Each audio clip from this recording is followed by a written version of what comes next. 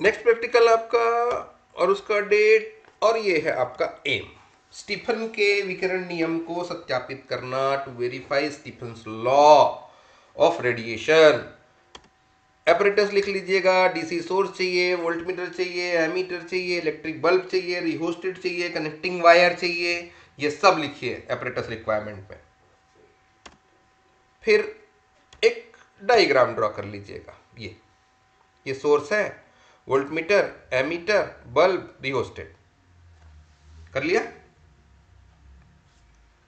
आगे गए तो बड़ा साधारण सा इसमें थ्योरी और फार्मूला यूज्ड है कि P is proportional to T/4 होता है, और अगर रेजिस्टेंस की बात करें तो वो भी T पे डिपेंड करता है, और इन दोनों इक्वेशन को अगर लॉग लेके सॉल्व कर दें तो आपके पास ये आएगा।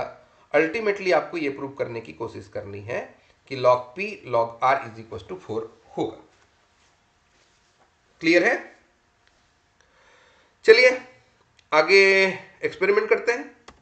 ये स्टीफन रेडिएशन कांस्टेंट निकालने का ऑपरेटर्स है। ये वोल्टमीटर, ये मिली एमीटर है। इस वोल्ट मीटर का रेंज अगर आप देखें तो 024 से लेकर के 10 वोल्ट तक है, और ये 0 से लेकर के 500 मिली एम्पियर तक दिख रहा है। इसके अगर सिंगल लाइन की वैल्यू अगर आप देखना चाहें तो 0.2 होगा, क्योंकि 2 डिवाइडेड बाई 10 करना पड़ेगा, और यहाँ 10 डिवाइडेड बाई 10 यानी कि 10 मिली एम्पियर है एक लाइन की वैल्यू। क्लियर हुआ? अब क्या करते हैं, सर्किट को कंप्लीट करना है, तो यहाँ वोल्ट मीटर को इंट्रोड्यूस कर दीजिए ये, और इस बल्ब के दूसरे सिरे को, इसको या इसको ये वोल्टमीटर के साथ कनेक्ट कर दिया। फिर यहाँ से मिली एमीटर कनेक्ट हुआ, और यहाँ ये कनेक्ट हो गया। ये आपका सर्किट अरेंजमेंट कंप्लीट हुआ। करना क्या है, सबसे पहले जैसे ही आप इसको सप्लाई देंगे, सप्लाई ऑन किया, और वोल्टेज और करंट की रीडिंग लेते जाना है। तो जेंटली इसको अगर ऑन करें तो देखिए यहाँ बल्ब जैसे ही ऑन हुआ है, बल्ब ग्लो हो गया है। ये ऑन पोजीशन पे बल्ब देखिए ग्लो करना स्टार्ट कर दिया है। इसके लिए रीडिंग नोट कर लीजिए आप। ये थर्ड लाइन के लिए दिख रहा है,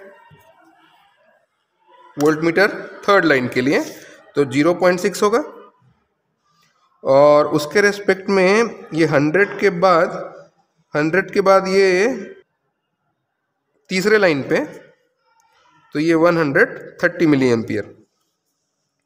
उसके बाद इसके वैल्यू को अगर और बढ़ाया जाए, कहाँ ले आते हैं, ये 1 पे ले आए।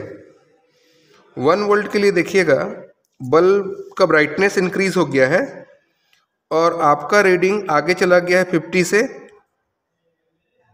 60 और 70, 170 का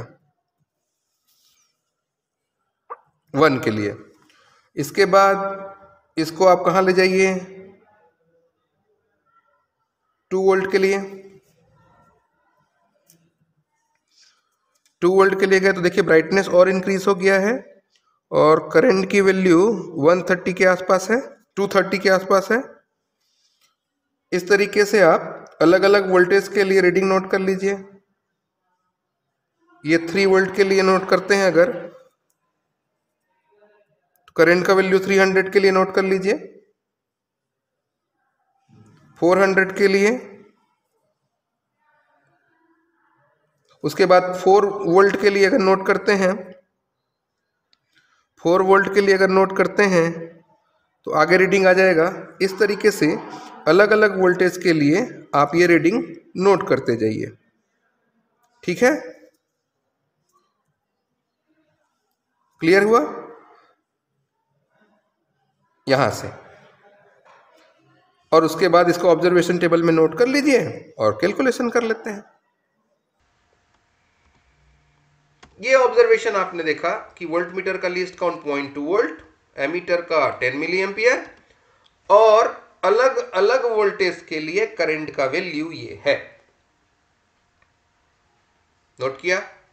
0.6 130, 1 170, 2 230, 3 310, 4 360, 5 410, 6 450 मिली एम्पियर, ये आपने नोट कर लिया।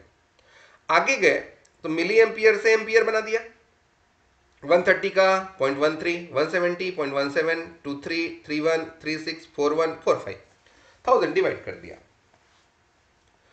अब रेजिस्टेंस निकालने के लिए V बाई आई किया, V बाई आई किया, V बाई ये वाला I ओम में निकल के आया ये पूरा। V divided by I, V divided by I कर दिया तो ये सब निकल के आ गया।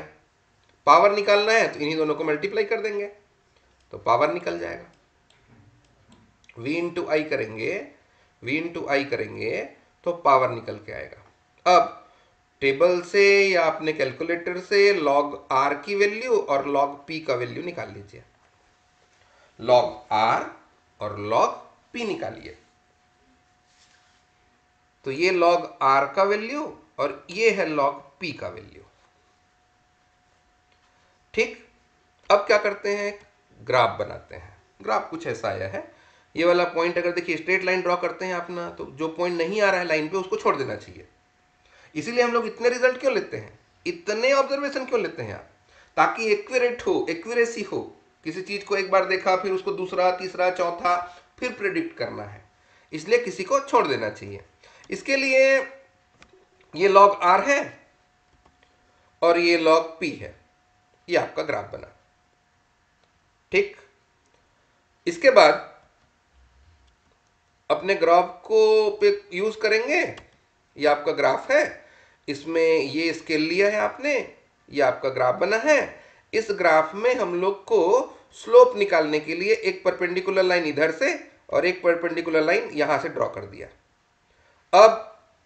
अब ये देखिए, इसका डिफरेंस मतलब यहां से ये वाला और यहां से ये वाला, और इसका डिफरेंस इधर वाला, इसका डिफरेंस इधर वाला लिया तो स्लोप ये है 0.431, 0.158, 1.125, 1.046।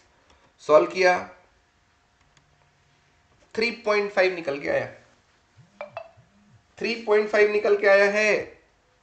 चाहिए था कितना, 4, निकला कितना 3.5। रिजल्ट लिख लीजिए कि भाई आपका जो ग्राफ में जो ढाल है, प्रवणता है, वो 3.5 है, जो 4 के लगभग बराबर है। इस प्रकार स्टीफन के नियम को सत्यापित हुआ, या इस प्रकार स्टीफन के नियम का सत्यापन हुआ। From the graph the slope of the curve is 3.5, close the 4, hence verify the Stefan's law. कुछ सावधानियां।